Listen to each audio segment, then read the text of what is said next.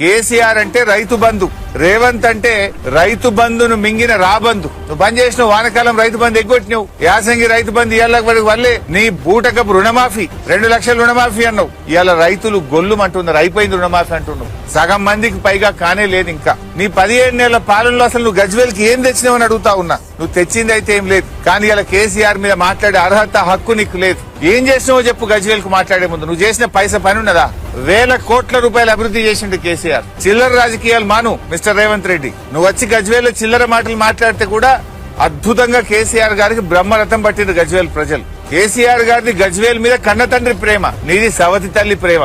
Mister Revanth Reddy, నీది సవతి తల్లి ప్రేమ కనుకనే 182 కోట్ల పనులు రద్దు చేసినావు. నువ్వు నిజంగా నీ ప్రేమ నిజమైంది అయితే రద్దు చేసిన 182 కోట్ల పనులు వెంటనే ప్రారంభించు, వాటిని పునరుద్ధరించు, కొత్త పనులు మంజూరు చేయి. కొత్తది నీ మొహానికి కొత్తది ఇచ్చింది ఏం లేదు, కానీ ఉన్న పనులు రద్దు చేసినావు. 182 కోట్ల పనులు రద్దు చేసినావు. నువ్వు ఇంకా గజ్వేల్ మీద కేసీఆర్ గారి మీద మాట్లాడుతున్నావు.